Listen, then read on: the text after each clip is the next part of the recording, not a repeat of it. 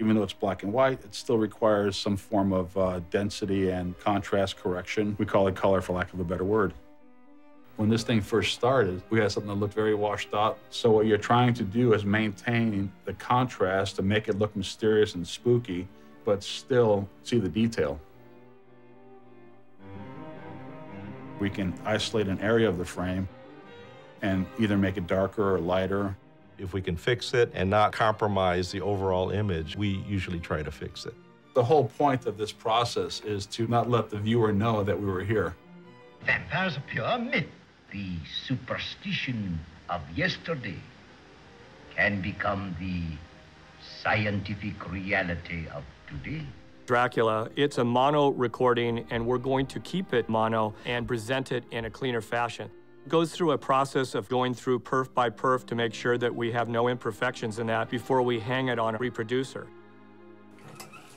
Once we have it up there, we are now going to bring it into a digital recorder, and basically that will be the element that we'll actually create a restoration from.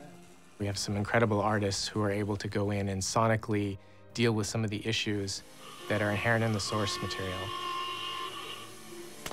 As I'm going through, I can zoom in on various areas of the soundtrack and isolate pops, ticks, bumps, and individually clean up. The wear and tear of time is some of the biggest challenges. In the opening music of the film, which is from Swan Lake, just a very garbled piece where there's a speed change, they call it wow.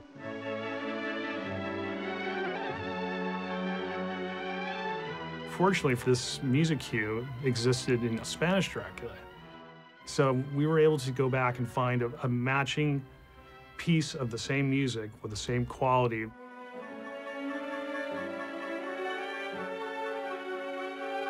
Now it's clear again. There's a lot of noise that exists in the original soundtrack. When we listen to the raw track, there's just a horrible hiss throughout that entire picture. Now we really get to hear the movie in a clarity it's never been heard before. Listen to them.